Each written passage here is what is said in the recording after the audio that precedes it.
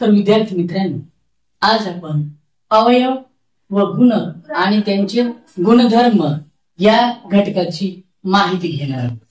तर या घटकामध्ये अवयव म्हणजे काय, गुणक आणि त्यांचे कोणते गुणधर्म त्यावर आधारित नमुना काही प्रश्नांचा आढावा आपण आजच्या पाठामध्ये घेणार आहोत। या ठिकाणी 30/6 म्हणजे 6 पंचे 30। तर या ठिकाणी आपल्याला भाज्य, भाजक, भागाकार आणि बाकी। तर या ठिकाणी भाज्य 30 हा जो संख्या ही जी 30 आहे हा भाज्य आहे। 5 भागाकार, भाजक 6 आणि बाकी जे आहे ते 0 आहे। हे आपण याच्यासाठी घेतलेले आहे की एखाद्या संख्येचा विभाजक जो असतो त्या विभाजकालाच अवयव असं म्हटलेलं आहे। म्हणजे जो विभाजक म्हणजे जो भाजक आहे 6 तो या 30 या संख्येचा अवयव आहे, विभाजक आहे, भाजक सुद्धा आहे। म्हणजे ज्या संख्येने दिलेल्या भाज्यात म्हणजे संख्येला भाग जातो त्या संख्येला त्याचा अवयव म्हणजे 30चा जो 6 हा विभाजक म्हणजे त्याचा अवयव आहे। जर आपल्याला 30 चे मूळ अवयव पाडा असं सांगितलं तर 30 बरोबर 2 गुणिले 3 गुणिले 5 म्हणजे 6 6 पंचे 30 हे उत्तर मिळेल। परंतु आपल्याला असा देखील प्रश्न येतो की 30 या संख्येचे विभाजक एकूण किती आहेत किंवा कोणकोणते आहेत। तर 30 चे विभाजक आहेत 1 2 3 5 6 10 15 30 असे एकूण 8 विभाजक 30 या संख्येचे आहेत। याच घटकावर आधारित काही महत्वाचे प्रश्न आहेत, त्या प्रश्नांचा आढावा आपण घेऊया। प्रश्न पहिला आहे 37 चा सर्वात लहान विभाजक कोणता। पर्याय आहे 1 37, 2 38, 1 3 1 4 36। तर या ठिकाणी महत्वाचा असा नियम आपल्याला माहित आहे की कोणत्याही संख्येचा सर्वात लहान विभाजक हा 1 असतो। कोणती संख्या असेल तर तिचा सर्वात लहान विभाजक हा 1 असतो। ती संख्या कितीही मोठी असेल तर सर्वात लहान विभाजक हा 1 असतो। म्हणून पर्याय क्रमांक 3 1 हा 37 चा देखील सर्वात लहान विभाजक आहे।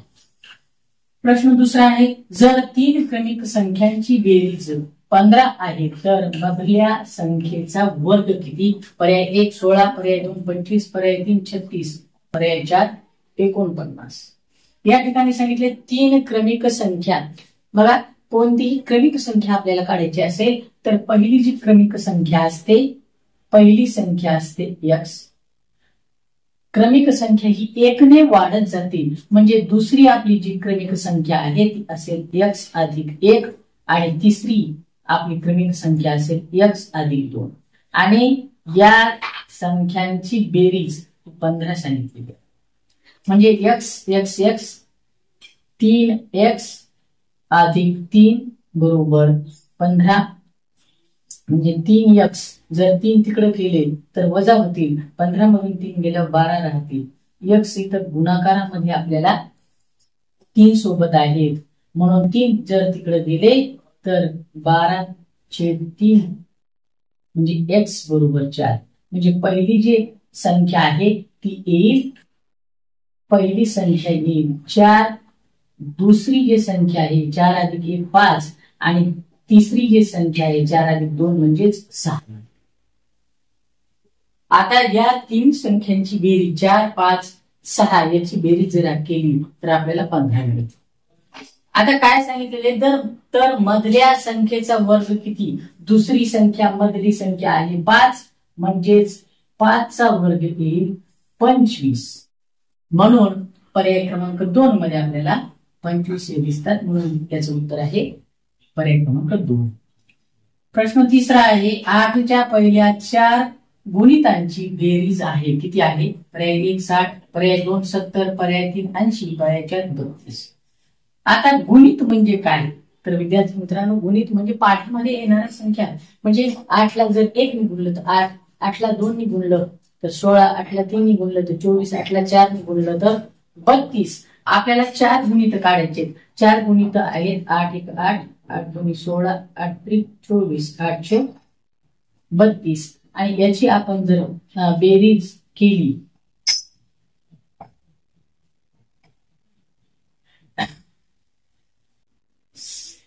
तर इथं 5 8 म्हणजे या सर्व पहिल्या जर 4 ज्या संख्या आहेत यांची जर आपण बेरीज केली तर ती बेरीज आपल्याला 80 येते. म्हणजे आपल्याला कोणत्याही संख्येची गुणित काढायचे असतील तर पाढ्यात येणाऱ्या संख्या पहिल्या 4 पहिल्या 5 पहिल्या 6 तर पाढ्यात येणारे पहिल्या ज्या संख्या आहेत त्यांची आपल्याला बेरीज करावी लागते. 8 ची पहिले गुणित 8 16 24 32 यांची बेरीज 80 येते. म्हणून पर्याय क्रमांक 3 मध्ये आपल्याला ते उत्तर मिळेल.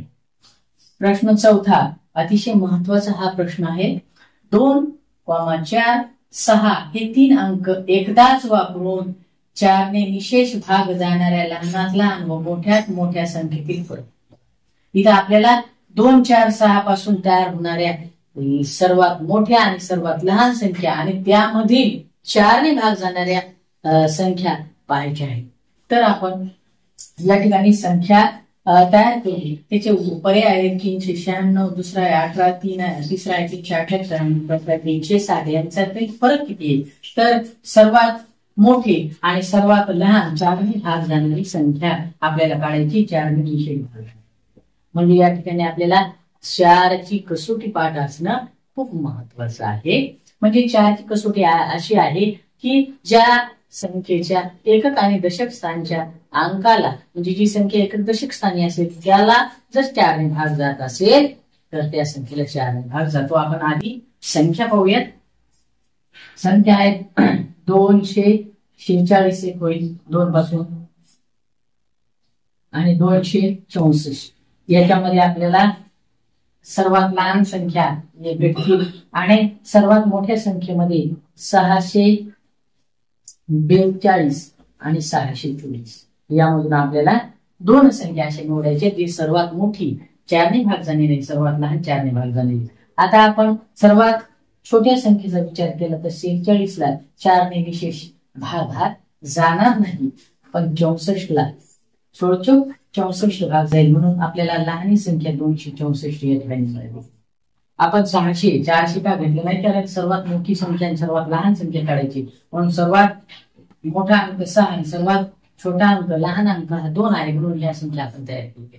आता 42 ला 4 ने भाग जाणार नाही. 24 ला 4 ने भाग जाईल. 4 सक 24 म्हणजे आपली 4 ने 2 4 6 या अंकापासून भाग जाणारी 4 ने निश्चित भाग जाणारी सर्वात मोठी संख्या आहे 624 आणि सर्वात लहान संख्या आहे 264. आणि यांच्यातील फरक म्हणजे वजाबाकी जर आपण केली तर या ठिकाणी त्याचं उत्तर 360 येत आहे. म्हणजे पर्याय क्रमांक 4 मध्ये आपल्याला याचे उत्तर. अशा जेव्हा संख्या येतात आणि अंक येतात त्यावेळेस आपल्याला जो अंकाने निश्चित भाग जाणाऱ्या संख्या दिली त्या अंकाची कसोटी पाठ असणं माहिती असणं गरजेचं आहे. 5वा प्रश्न आहे 2 प्रौढ व्यक्तींची वय दर्शवणाऱ्या संख्यांचा गुणाकार 770 आहे तर त्या संख्यांची बेरीज किती. पर्याय 1 87, पर्याय 2 81, पर्याय 3 57, पर्याय 4 75. या ठिकाणी सुद्धा 770 आपल्याला दिलेली आहे. 770 या अंकाला भाग जाईल कोणत्या संख्येच्या कसोटीने जाईल तर इथे 0 असल्यामुळे आपल्याला 2 ने भाग जाईल परंतु संख्या ही आपली खूप मोठी आहे. मग त्यावेळेस आपल्याला निशेष भाग जाणारी आपल्याला संख्या ही हवी आहे.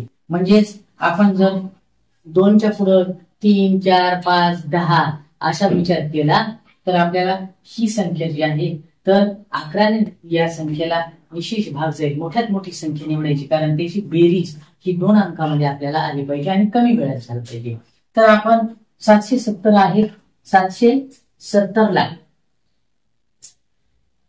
आपण 11च्या पटीनं कारण इथं सांगितलं जातं 11ची कसोटी की एकक सम स्थानावरील अंक आणि विषम स्थानावरील अंक यांच्या बेरजेत 0 किंवा 7चा फरक आला म्हणजे 7 आणि 0 7 7 मधून 7 गेले शून्य राहिले या अंकाने याला भाग जातो, परंतु आपल्याला यापेक्षाही जर मोठी संख्या म्हणजे आपण याला 11च्या पुढे 22 न भाग जाते का हो.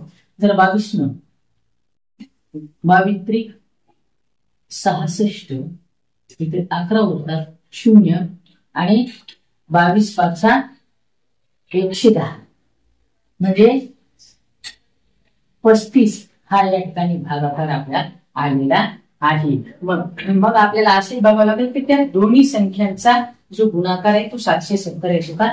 म्हणजे 35 गुणिले 22 आपण केलं तर त्याचा 35 त्रिक 66 आणि 11 770 आपल्याला गुणाकार येत आहे. म्हणजे दोन संख्या, एक आहे 35 आणि एक आहे 22 मिळालेली आहे.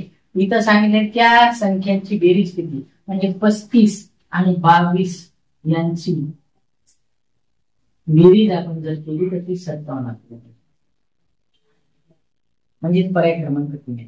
या पद्धतीचं जर गणित असेल तर हे आपण आणखी एक दुसऱ्या पद्धतीने म्हणजेच त्याच्या जवळचं वर्ग संख्या बघून देखील करू शकतो. परंतु या ठिकाणी ही जी संख्या आहे तर ती 11च्या पटीत असल्यामुळं आपल्याला त्या पद्धतीचा जी पद्धत आहे ती आपल्याला या ठिकाणी वापरता नाही आली.